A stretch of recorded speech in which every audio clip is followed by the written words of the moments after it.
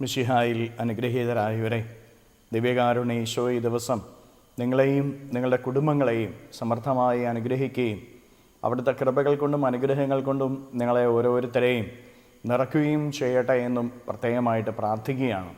കർത്താവിൻ്റെ സംരക്ഷണവും സഹായവും ഈ ദിവസം മുഴുവനും നിങ്ങളുടെ കൂടെ ഉണ്ടായിരിക്കട്ടെ. വിശുദ്ധ മത്തായിയുടെ സുവിശേഷത്തിൻ്റെ 7-ാമത്തെ അധ്യായത്തിൻ്റെ 23-ാമത്തെ തിരുവചനത്തിൽ നമ്മൾ ഇപ്രകാരം വായിച്ച് ധ്യാനിക്കുകയാണ്: അനീതി പ്രവർത്തിക്കുന്നവരെ നിങ്ങൾ എന്നിൽ നിന്ന് അകന്നു പോകുവിൻ. സ്വന്തം ജീവിത ലക്ഷ്യത്തിൽ നിന്നും മാറി സഞ്ചരിക്കുന്നതാണ് അനീതി എന്ന് പറയുന്നത്. നമ്മൾ പലപ്പോഴും അനീതി നീതിക്ക് നിരക്കാത്തത് എന്ന് നമ്മളൊക്കെ ചിന്തിക്കുന്നുണ്ട്. പ്രിയപ്പെട്ടവരെ, യഥാർത്ഥമായ ജീവിത ലക്ഷ്യത്തിൽ നിന്നും മാറി സഞ്ചരിക്കുന്നതാണ് യഥാർത്ഥത്തിൽ അനീതി എന്ന് പറയുന്നത്. കാരണം ദൈവം നമ്മുടെ ഓരോരുത്തരുടെയും ജീവിതത്തിന് ഒരു ലക്ഷ്യം വച്ചിട്ടുണ്ട്. ഈ ലോകത്തിൽ നമ്മൾ ഓരോരുത്തരും നടക്കേണ്ട വഴിയും പ്രവർത്തിക്കേണ്ട കാര്യങ്ങളും ദൈവം വച്ചിട്ടുണ്ട്. അതിന് എതിരെ നമ്മൾ ഓരോരുത്തരും പ്രവർത്തിക്കുമ്പോൾ നമ്മൾ അനീതി പ്രവർത്തിക്കുന്നവരായിട്ട് മാറുകയാണ്.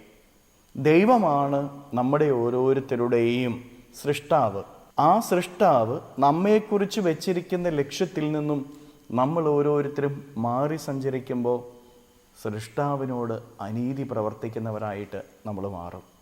പ്രിയപ്പെട്ടവരെ, ദൈവത്തിൻ്റെ പദ്ധതിയിൽ നിന്നും അകന്നു പോകുമ്പോൾ, ദൈവ വഴികളിൽ നിന്നും മാറി സഞ്ചരിക്കുമ്പോൾ നമ്മളൊക്കെ അനീതി പ്രവർത്തിക്കുന്നവരായിട്ട് മാറുകയാണ് എന്ന് വചനം ഓർമ്മിപ്പിക്കുകയാണ്.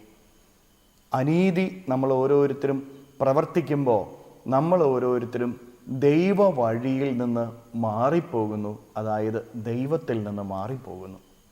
അപ്പം നമ്മുടെ ജീവിതത്തിൽ ദൈവം നൽകിയിരിക്കുന്ന ജീവിത ലക്ഷ്യത്തിൽ നിന്നും മാറി സഞ്ചരിക്കുമ്പോൾ നമ്മൾ ദൈവത്തിൽ നിന്നാണ് മാറുന്നത്. അതാ വചനം പറയുന്നത്, എന്നിൽ നിന്ന് മാറിപ്പോകുകയും. നമ്മൾ ദൈവത്തിൽ നിന്ന് മാറിപ്പോവുകയാണ്. മാറിപ്പോകുമ്പോൾ എങ്ങനെ ദൈവത്തിൻ്റെ അനുഗ്രഹം സ്വീകരിക്കാനായിട്ട് സാധിക്കും? എങ്ങനെ നമ്മുടെ ജീവിതത്തിൽ ദൈവകൃപ സ്വീകരിക്കാനായിട്ട് സാധിക്കും? നമ്മുടെയൊക്കെ ജീവിതത്തിൻ്റെ ഓരോ കാര്യങ്ങളും സാധിച്ചു കിട്ടുന്നതിന് വേണ്ടി നമ്മളൊക്കെ പ്രാർത്ഥിക്കാറുണ്ട്. ദൈവ വഴിയിൽ നിന്നും മാറി ദൈവത്തോട് അനീതി പ്രവർത്തിച്ചുകൊണ്ട് നമ്മൾ പ്രാർത്ഥിച്ചാൽ നമ്മുടെ പ്രാർത്ഥനയ്ക്ക് ഉത്തരം കിട്ടുമോ? നമ്മുടെ ജീവിതത്തിൻ്റെ പല പ്രാർത്ഥനകൾക്കും ഉത്തരം കിട്ടാതെ പോകുന്നതിൻ്റെ കാരണം ഇതാണെന്ന് തിരിച്ചറിയുക. യഥാർത്ഥത്തിൽ നമ്മളൊക്കെ അനീതി പ്രവർത്തിക്കുന്നത് ദൈവത്തോടാണ്. ദൈവ വഴിയിൽ നിന്ന് മാറി സഞ്ചരിക്കുമ്പോൾ ദൈവത്തോട് അനീതി പ്രവർത്തിക്കുന്നവരായിട്ട് മാറും.